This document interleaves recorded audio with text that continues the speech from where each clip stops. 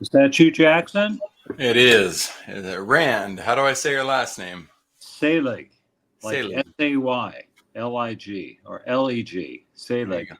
Yeah. Selig. Rand, it's great to meet you. Where are you based out of? I live just north of San Francisco in a great town of Mill Valley. Nice. I got a sister in Vacaville. Oh, cool. Yeah, yeah. If my pitching arm was better, I could maybe throw a ball over to her. That's And great. how about you, Jackson? Where are you? New Braunfels, Texas. Oh, okay. Okay, good, good. Toasty enough for you there now? Yes, always. That's why I'm here. Oh, you like hot. I do. I love hot. I was born and bred for it, I guess.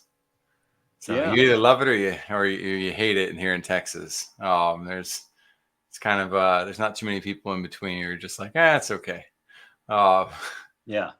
Do you have humidity too?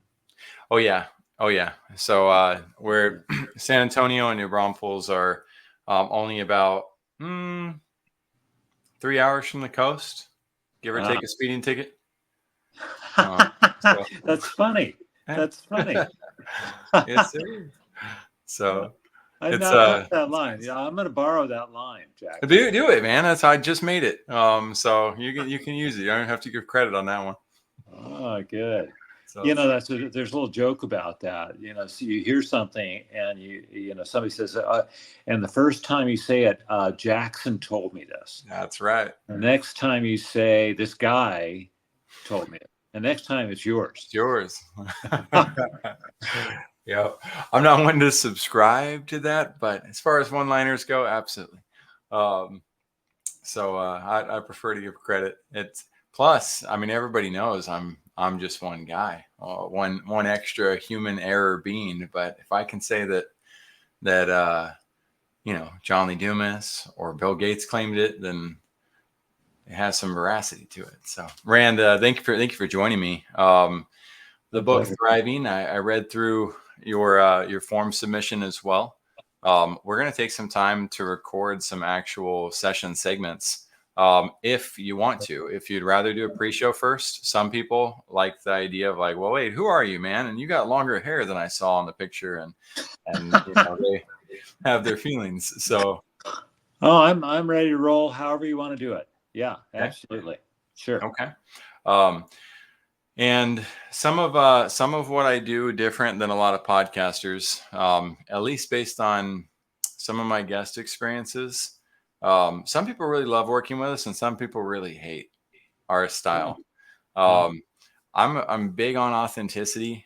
I'm big on hard questions, good. Good. and some people don't like that.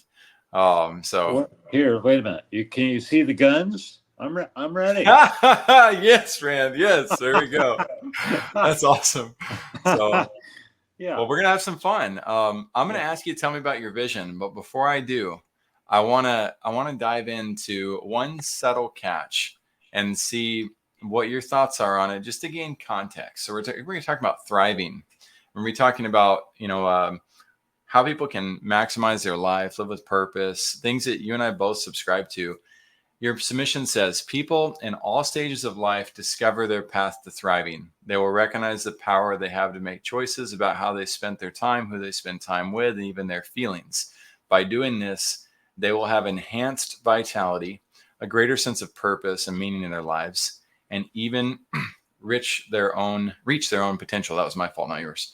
And then on the book, when I went to Amazon, it talks about thriving, how to create a healthier, happier, and more prosperous life. So, my devil's advocate question for you is, if your form submission, which says people already are in all stages of life discovering their path to thrive, why do we need a book on it? Oh, no, no, no. If that's what it's written there, that's incorrect. No, this is a book that will help people get on that path. Okay, and I figured it might enhance the path too, but I wanted to get Yes. yours. So, what's really cool right here, those of you visionaries listening in and authors of books, one of the great things about Rand's book is he's got quite a few ratings on the book. And I have a feeling you worked with an editor. I need an editor. when I'm writing stuff. So did you work with an editor and a publisher, or did you do the entire thing by yourself? I'm curious. Oh gosh, no. There's several steps along the way. This is an adventure, nonstop adventure. You gotta be tough, and you gotta be prepared to not just walk around the block. You gotta, do the 10K and then followed by the marathon. So I wrote a manuscript, many drafts before I was satisfied with it, and I shared it with three really good friends who had written books, and who knew me really well. And I told them, give me real feedback. I want the real stuff from you. Don't tell me just what's there and what could be better. Tell me what's missing as well. And I'm writing this book. My thought right now is to have a legacy project that I would give it to special friends and family. And they all three came back and said, no, no, this is a much bigger book than that. You have to get this published. You have to get it out there and share it with as many people as you possibly can. Well, that was a real big plus. I really appreciated hearing that. They also gave me some very serious and very valuable feedback. Okay, one of those three said, I suggest you work with a content editor. So there's two levels of editors. There's a content editor, which is talking about concepts and themes and is this in the right place? And then you have a copy editor who's making sure your grammar's correct and you have enough commas and so on and so forth. Well, the content editor was nothing less than fantastic. Really, really great. He gave me a 15-page report. And he said, Rand, you can take none of these pieces of advice, or you can take them all. It's totally up to you. Well, I read through this with great interest, and I took 14 of his 15 suggestions and applied them. And he then, when I was ready, said, now you're ready to meet with the copy editor. It's the one he uses. He's written 7 books himself. This copy editor is in Pennsylvania. Here I'm in California. And she called me up. She says, I rarely call people up, but I had to talk to you because although I love your book and I'm really happy to be your copy editor, you have 90 citations and your book needs maybe twice that many, because I'm reading a page and I cannot tell whether it's your voice or whether you're referring in paragraph 1 of the page to somebody else where you do have a citation. So we need at the minimum to add more citations to clarify that, or you need to change it to make absolutely sure it's your voice and your choice, whichever one you want to do with that. So it's now, whatever it is, 170 citations. And I was sweating bullets because the citation, you have to go back to the source. You have to say it's on page 72 and, so on and all that. And so I worked really hard on that. So yes, then it came time to picking a publisher. Then it did. I love this. Yeah. Rand. You are becoming very fast one of my book publishing heroes, because so many people are launching books right now, forgetting these steps and not realizing that it is a reputation killer to have a failed book launch. So keep going. I'm eating this up. Everybody who's listening, I hope you're all eating this up and not getting terrified from doing the thing. Just do the thing right. That's all we're looking for. It's people who do it right. So go ahead. Well said, Jackson. Do it right. I mean, so my content editor, great guy, said, okay, publisher. Now, your book is good enough. I can get it to one of the big boys in New York, but with 2 provisos. I said, okay, well, tell me what the 2 provisos are. He says, well, first thing is that they will own the book. If they don't like your title, it's going to change. If they don't like chapter 3, they're going to make you rewrite it or replace it with something else they like. And I said to him, look, my book may be a dud, but it's my dud. He says, I knew you'd say that. It's no problem. Okay. And he says, well, let's keep going. And I said, well, no, you said there's a second proviso. He says, oh, yeah. They don't do any marketing. The world has changed around publishing. They don't do any marketing. That's They right. pick people who are really well known already, who have a million email addresses and contacts and social media up the wazoo. No, no, Supply and no. demand. It is. It's And supply so and I demand. said, well, I'm willing to do my own marketing. I'm looking forward to that. I'm willing to learn about how to do that. He says, great. Well, then let's do self-publishing. It's a whole new world in self-publishing. It's big. It's represents maybe 80, 90% of books published are done in a self-published thing. He says, I will contact 6 self-publishers I've worked with, I think very highly of. I'll call them. I'll talk to the head of the organization. I'll tell them about you. I'll tell them about your book, and they'll take a call from you. So I had 6. I did interviews, multiple interviews with each of the 6, and I learned a lot. It's a thing, in life. If you're working on I'm gonna make some guesses, and house, I hope if you're willing to reveal, I'm gonna make some guesses, and I'd love to know what the 6 are. But there's NG Enterprises, self-publishing school, Chandler Bolt. I would prefer you knew about Dateo Publishing as well, but and Rakisha Pittman's program, and the other one that's coming to mind is the Speaker Lab. But who else? Who were these 6? well, there's a really great one. She's a hybrid, Jen Grace, Okay. in Connecticut. Boy, her style is really good. She's very I don't thorough. want to make this all about them, Right. Rand. I still want to make it about you. But who Yeah. are your 6 quick? That way we're not interrupting your Well, story too and then there much. was Charlie Levin. Charlie I Levin know. Okay. is also really good. But at the end of the day, and I went through his 6 multiple interviews, and I was about to press the button on one in my tummy. I listened to my tummy. Yeah. Something's not right here. I think they can do a competent job, but they're not listening to me. It's kind of in mathematics, we call it orthogonal. Oh. I'd say one thing and they'd come back with something that was sort of related, but wasn't really connected, did not really answer my question. And they were good questions. I needed the answers to it. Yeah. So I said no to that. And then I kept on, we're living in the world of Google. So I kept coming up with selfpublishing.com. And so I reached out.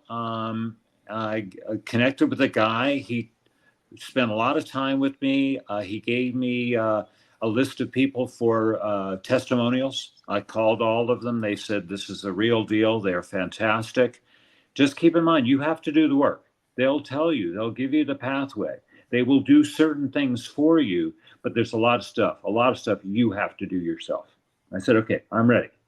Okay. And this guy, Matt, I actually have him in my acknowledgments. He said, to launch the book properly, after you're all ready, it's published, it's there, it's ready to go, you have to launch it. And you have to create a launch team.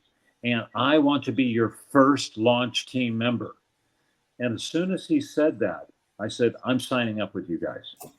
Yeah. I'm signing up with you, Matt. And don't disappear on me. I know you're going to, pass the baton on to the rest of the team, but stay. If I reach out to you, will you take my email or whatever? He says, I absolutely will. I love who you are and what your book is about. And that's Chandler Bolt's company. Chandler Bolt's company. Yep. That's the one. I had a feeling because it used to be self-publishing school. Yes. And I was in the middle of studying I had the flu badly years ago, and I couldn't do anything except for like roll over and look at my phone, but I wanted to be productive. And so I went to look up how to publish a book, and I found his book on publishing books, and I consumed that as I was throwing up and, miserable. And I was like, man, this is amazing. And long story short, Chandler Bolt, ironically, I think I was working with Video Power Marketing at the time. Then I left Video Power Marketing, launched my own company, and Chandler Bolt became a client of Video Power. And it made perfect sense because him and Jake Larson are very, very similar in their leadership styles. But yeah, I've very much modeled and watched what they've been up to, as I've also tinkered with the idea of, okay, when are we going to finally launch these books? But I want to do it right. when I do it. So it's really neat that's the company you ended up working with. I can't say enough about them. It's a great company. I had a one-on-one coach. I had a office hours with another group of 6 or 8 really, really good people. When I had a 3-minute question, I could just, go in and have those questions answered. They did the formatting. I'm very happy with the formatting. They stayed with it all the way. Many, many, many additions. They helped with the cover. I did a design brief for the cover. That went through 18 different versions to finally get to the cover I have now, which I'm very, very happy with. And Something really caught my eye about your book. I was looking over it just now as we were sharing it with the audience, and I came across a page that stood out to me because one of the books that's been one of the most pivotal books towards my business growth and everything that I've taught to companies is this book right here, Peak by Chip Conley. Yes. Who says in your book that your book is a must-read book. And I can't responsibly ignore that man with all the wisdom that he has given us. So that's amazing. Tell us about the book. Go ahead first. Go ahead and wrap that up because that's huge to have Chip on your book. To thank you very much. Chip is a really big guy. He is. His story is amazing. What he's done and what he's doing now with Modern Elder Academy down here in Austin. He's right near me. I'm not old enough for that, but yeah, no, but it's a path for the future. He's great. He's contributing so much. Chip was just so delightful to work with in writing a testimonial. There are a number of other amazing testimonies, including the head of Kaiser Permanente. She wrote. Dr. Ansari wrote a testimonial. So that was another adventure. And there were some people who say I'd love to write a review, but I'm just slammed. I can't do it. And it's not you. I'm saying no to everybody. Yep. So there's that. I can't say enough about Chip. Yeah. That's amazing. I'm glad to hear that. I've studied his life and his companies far more than I should admit. I even tried really, really hard to get the Joie de Bois organization as a customer when I was at Restaurant Connect. I must have called their establishment 100+ times. Did probably 4 different demos with 4 different GMs. I never ended up crossing the threshold, but I could see how amazing what they were building was. So who knows? Maybe full circle someday. You mentioned Chip's book. He's written, I think, 5 now. Peak being one. And one of the things that my readers tell me that they love about my book is the last section of the book is 75 books that I've written that really impacted me. And I have a paragraph that you've read. Each one that you've read. Absolutely. Digested, gobbled up, and affected me. And Peak, of course, is one of them. And Emotional Equations is another one.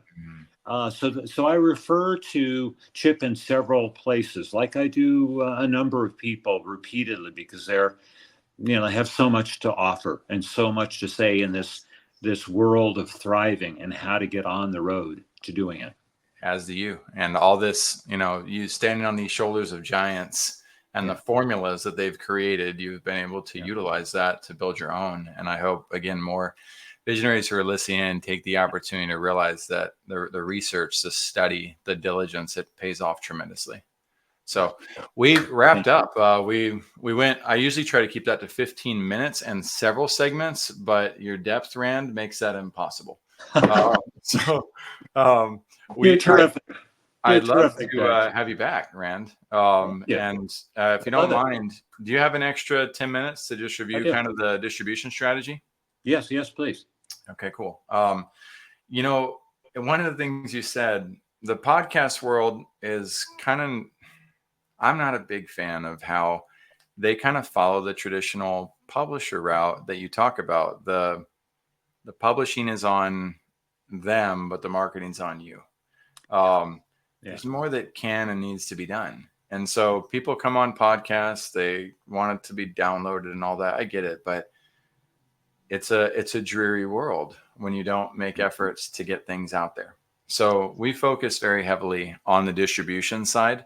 I've now got 6 hosts total for the show as of 3 weeks ago. Wow. That's going to be, it's been a fun process. Some people get a little upset when Jackson's not the guy interviewing, but they'll learn that I'm really not that cool. We're all that cool. It's not about me. It's not Jackson Pros Live. It's Vision Pros Live. 2, we've got 5 team members that are all working on our distribution team.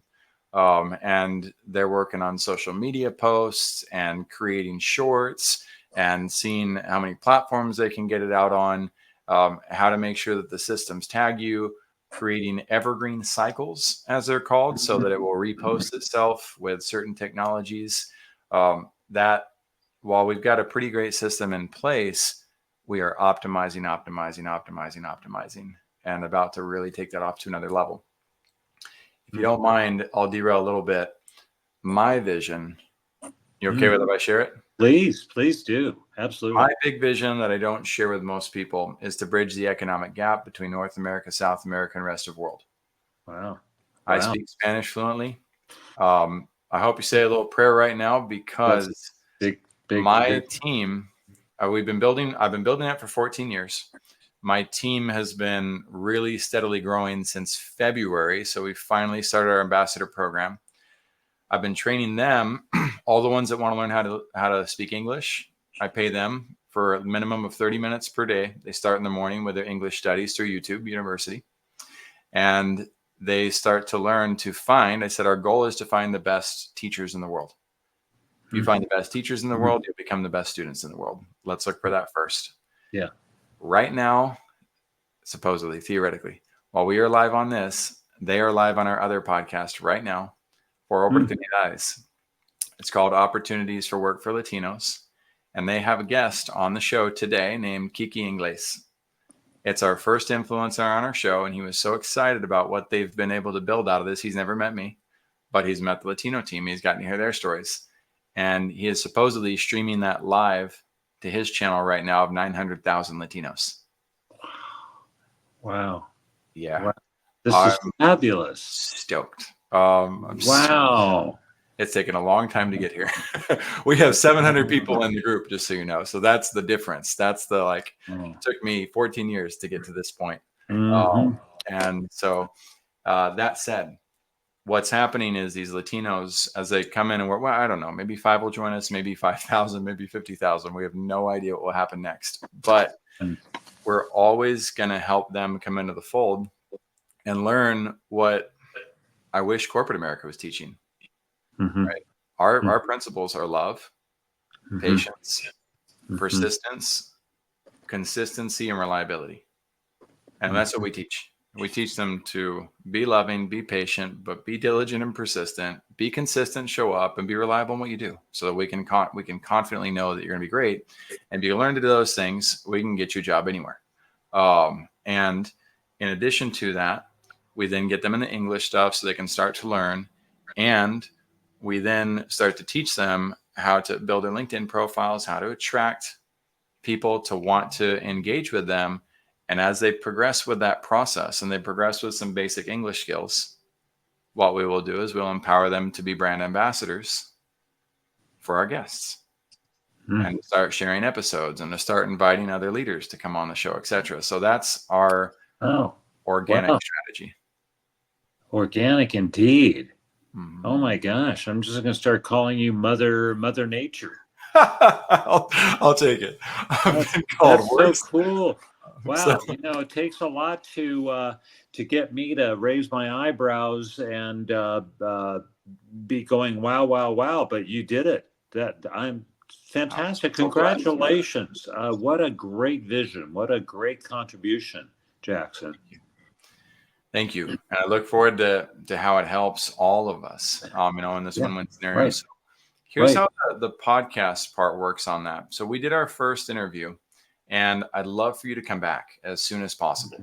While everything's fresh, you'll notice over here on the right-hand side, some of the questions, where did your vision come from?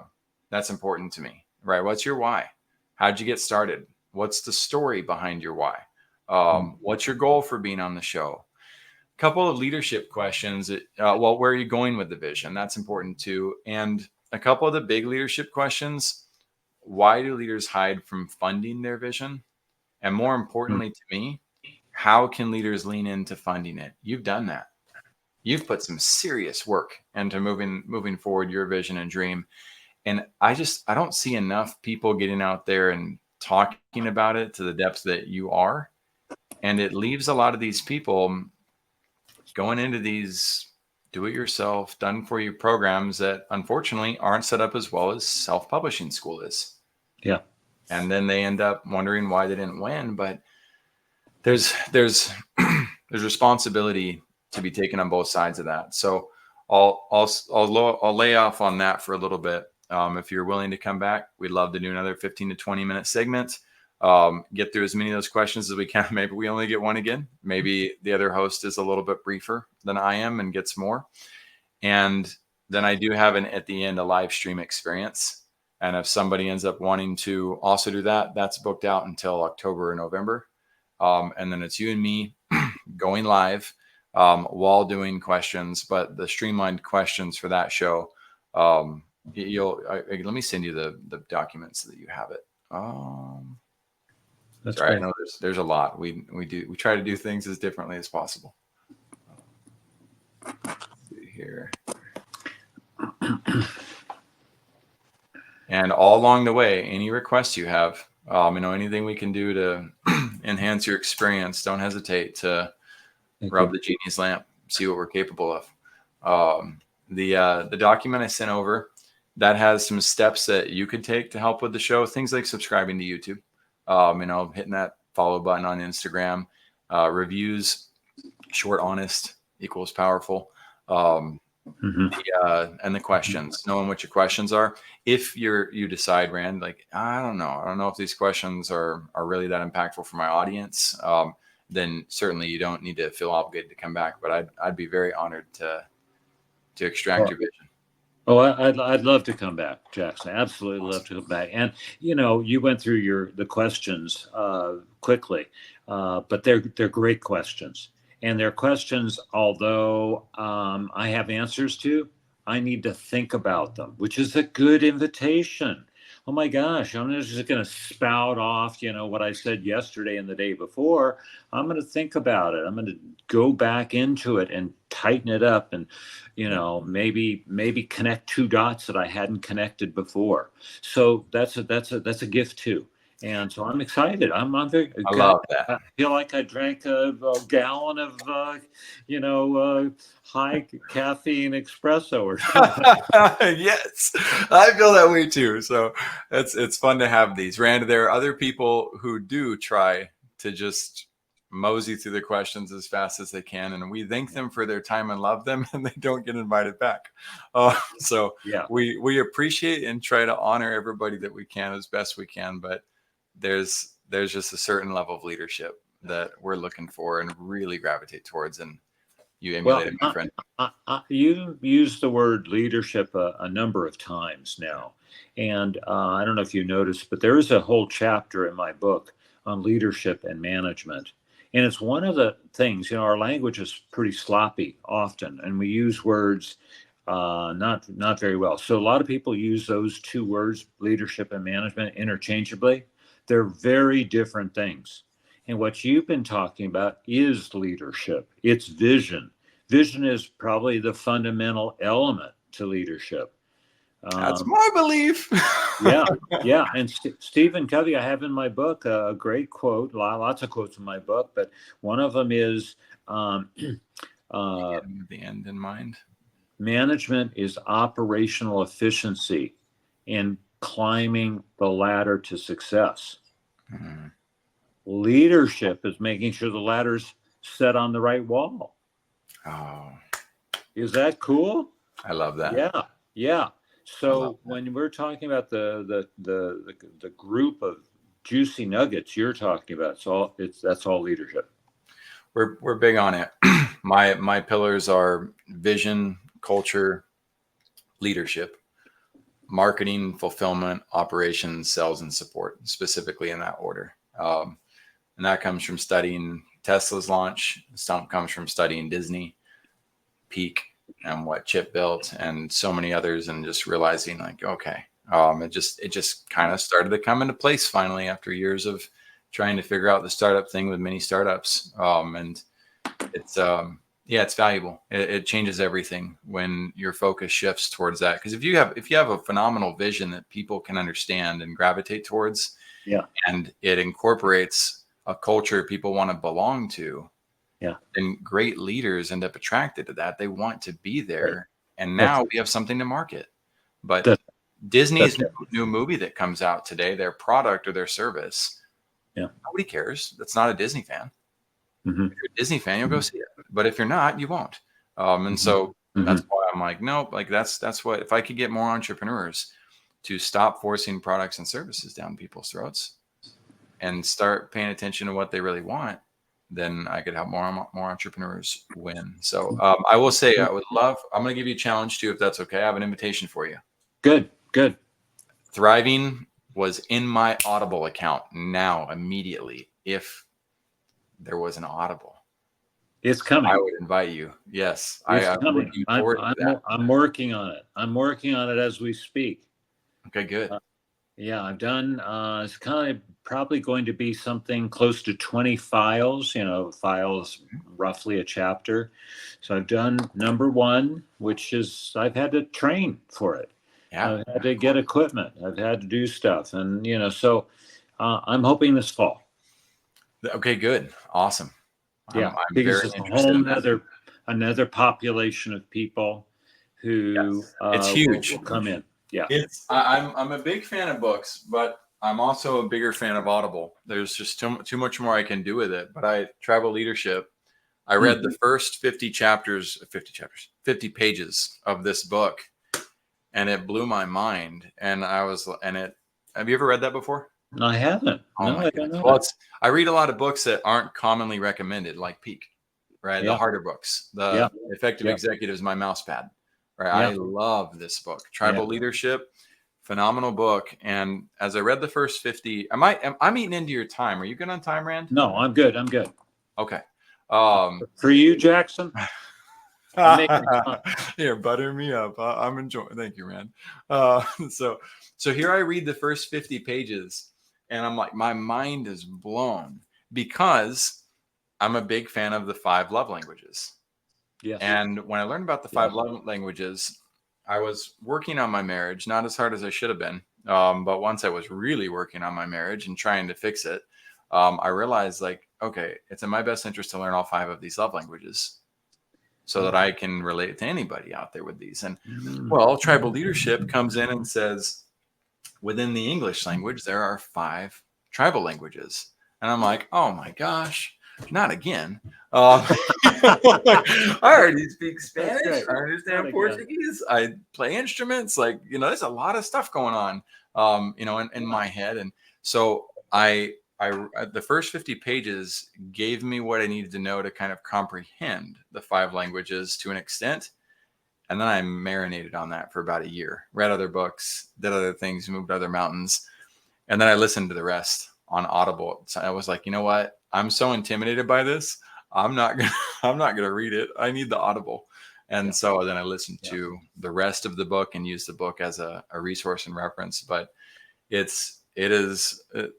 have a feeling Thrive is going to end up in that same category of books for me, where I'm going to want to utilize it as a resource more than just a what was that last Batman movie? How'd it go? I don't remember, but I liked it. It was nice.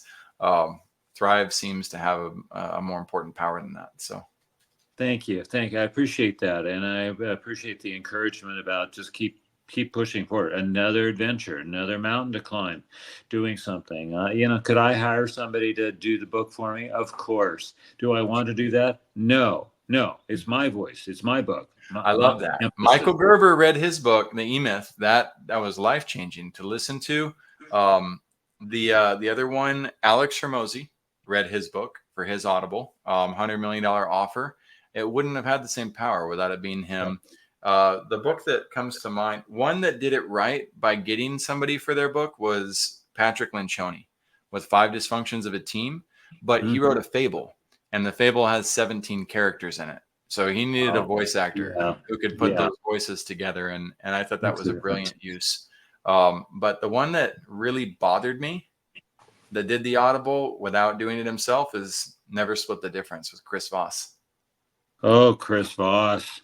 He had an actor do his Audible, and it bothers me because they can't possibly know his cadence and his tone for how he negotiates, and cadence and tone are far more powerful than the word choice itself. And I could see some flaws in the book after that, and I was like, you should tell him. Good book. Chris is a very cool guy, and you should tell him your thought about it, because there is a relaunch. It's possible to, you know, and in fact, a lot of people who don't launch their whatever format their book is in, they don't launch well. This is one of the things that Chandler and his team talk about. You can relaunch.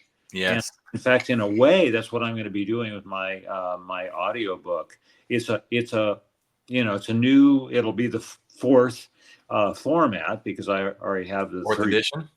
Is that what they call that? No, it's a new format. So I've got the hardcover, the ebook, the print, but this will be the audio, and so it'll be a launch, and it'll be a reminder to the people to, hey, grab the paper or the print version if you like. And in fact, I'm giving a little bit of thought of doing some kind of bundled thing where you could listen to it, but then also have the paperback, because you can mark it up. Did you also incorporate the marketing funnels into the book the way that Chandler does, or did you decide not to do that? I had it and I removed them. And I'm thinking now that if I was going to redo, especially the CTAs, the call to action, you know, please review my book, that kind of stuff. Tell your friends. I think I would include that. I would absolutely include that. Several places of the book, not just at the end when you're ready to move on, but early on. I'm reading another book right now, which I think you'll love, Jackson. Let me just pull it out here. Oh, this is great. This is a great guy. Rise of the You know him? Do you know Nick Hutchinson? Oh, check him out. A really good guy. Really, I think you're going to like Nick. But it's a good book, and he has, you know, I don't know how many times he's gotten his book. You know, please write a review. And you know, the thing about reviews, having now over 200 from different review sites, 5-star reviews, you know, you don't have to read the whole book. You don't have to finish the book to write a really good, sincere, honest review with integrity. You're right. I love my mom. I've never seen her with her clothes off, but I love her, and I can give a good review for her, right? I don't need to see the whole package. So you're funny. Well, good. You know, Jackson, a couple things. You said that you have these other hosts, and you're not that interesting. Well, I want to push back hard. I think you're super interesting. I'm only sorry that you're over there in Texas and not here in Northern California. We would be doing stuff together. I know. We got to visit. No, it would be awesome. Let's do it. Yeah, please do. The other thing I want to mention. I said I'm not that awesome. I said we're all that awesome. So I almost self-deprecated and realized that almost comes across as self-deprecation, and that's not me. Oh, okay. Well, don't go there. I talk a lot about self-sabotaging. Bad idea. No way. I want to mention something else. We're going back 17 paragraphs ago to leadership. And what a leader does is not only create the vision, but he articulates it. So important.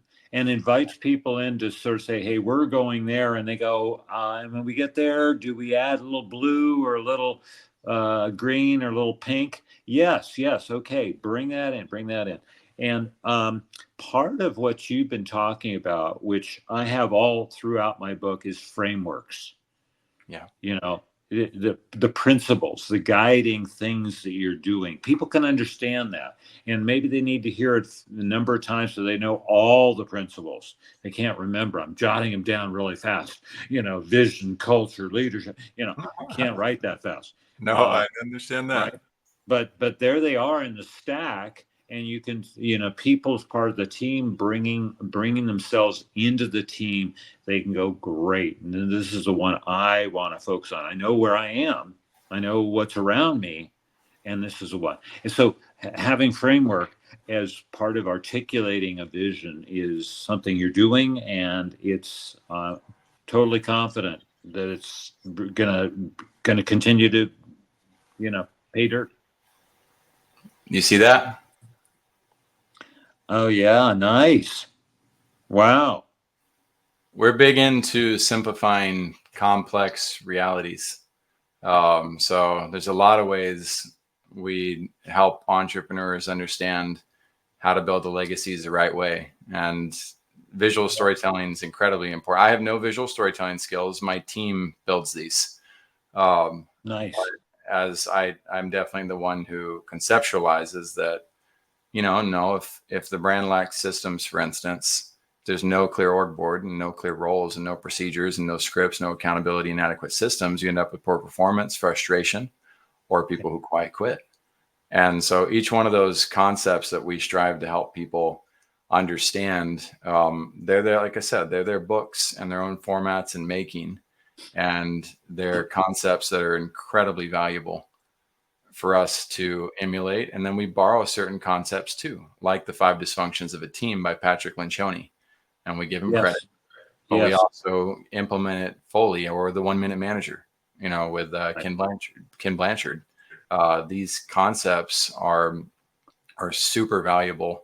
So yeah, helping people understand that, okay, we're entrepreneurs and we're consultants and we're an agency, which is what's allowed us to gain this wisdom, so to speak, and understand that, look, business is hard.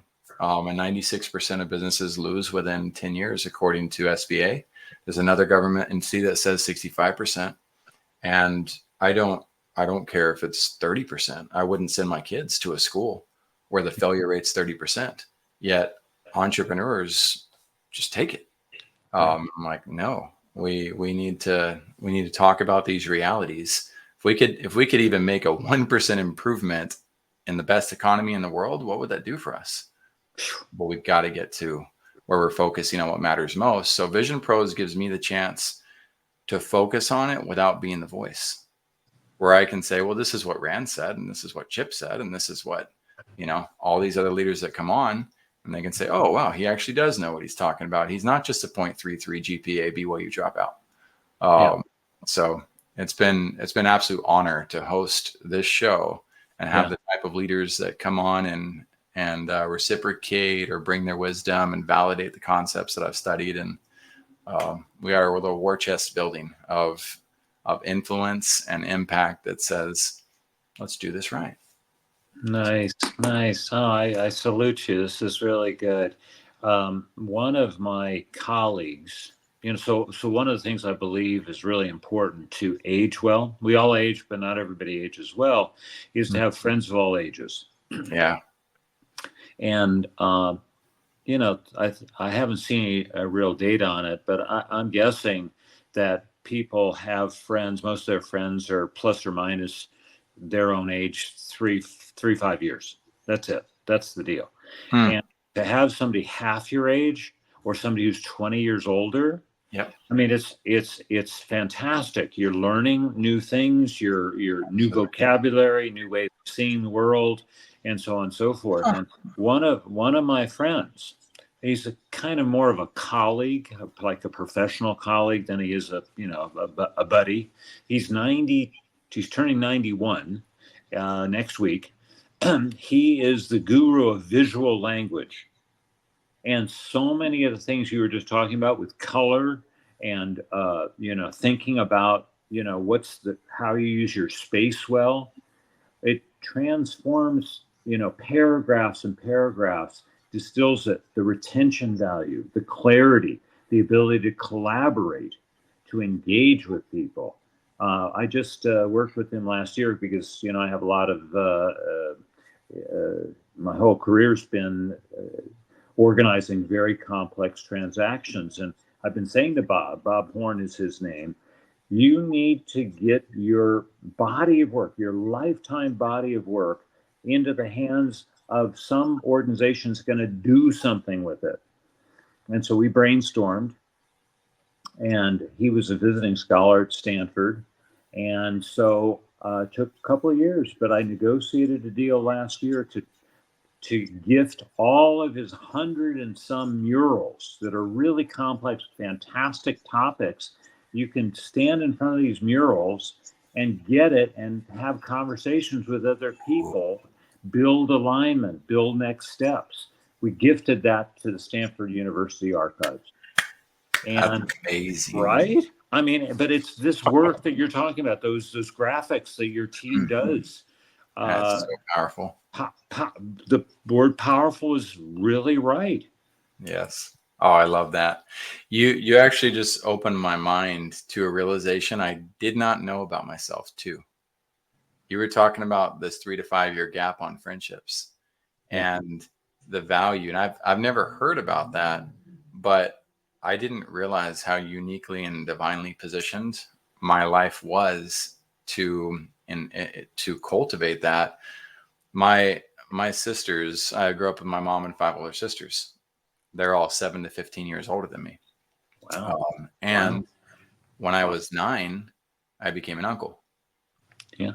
And I had over 30 nephews and nieces by the time I was 20. And so here I was in the middle of these different generations. And now that you mention it and reflecting back on that, it gave me a very strange capacity to pretty much relate to any audience. And yeah, these are my best friends now. All right. This is my oldest, Harmony, and Emerson, and Hazel and Aitana. These are my 4 kiddos. And yeah, we very cute. Very, very, very. I'm an old soul. I'm an old soul. I like there was an apostle of the Church of Jesus Christ of Latter-day Saints giving marriage advice. And he said, stop asking your peers for marriage advice. He said, they're just as lost as you are. He said, if you want marriage advice, ask people who've been married for 4 or 5 decades. Yes. Oh, right. Okay, that's a good idea. Oh, that's a whole nother topic of who are you taking advice from? Yeah. Oh my gosh. So people are so screwed up about that. So I use both. And real quick funny story. I was in line at a grocery store, and this lady was just awful to her little daughter. He was just playing, trying to see the little things while she's waiting in line, and she's like screaming at her.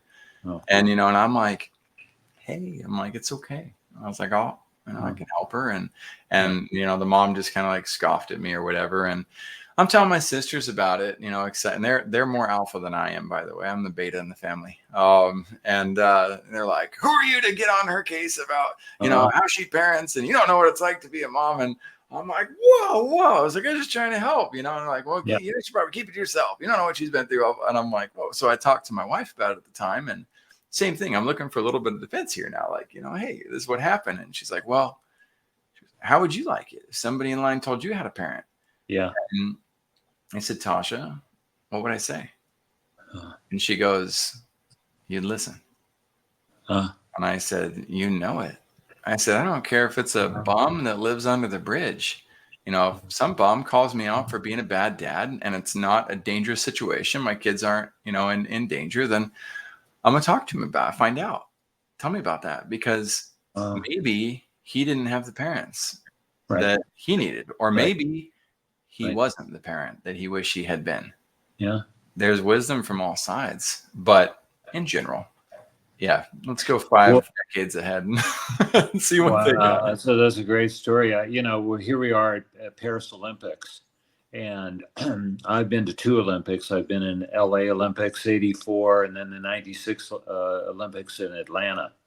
And I have 2 amazing kids. My daughter's 40. She's a doctor. She has three daughters of her own. Just Wow. saw them last weekend, which is great. Well, we're in Atlanta, and my son's 38. He's a big techie, doing all kinds of the co-pilot stuff for Microsoft. That's my son. Oh, cool. Yeah, yeah. That's a fun project. He's a very, very cool guy. That's And they better both than have, being assigned to resurrecting Clippy. yeah, yeah. That's Yeah. good. They have big hearts, though.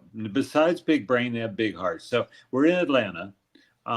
So it's 96, and so my daughter is 12 years old, and she's got attitude. She's got attitude, and she's doing some stuff. We're walking from one venue to another, and she then says something. I don't know if she says it to me or says it to her mom, my wife, and I just snapped at her. Oh, I said, this is I got loud too. I said, it's completely unacceptable what you just did. This is not the way to be. You can express yourself much better than that. What your concern is, or your complaint is, maybe it's legitimate, but the way you handle that, and of course I'm modeling all the wrong behavior, and I'm blowing up.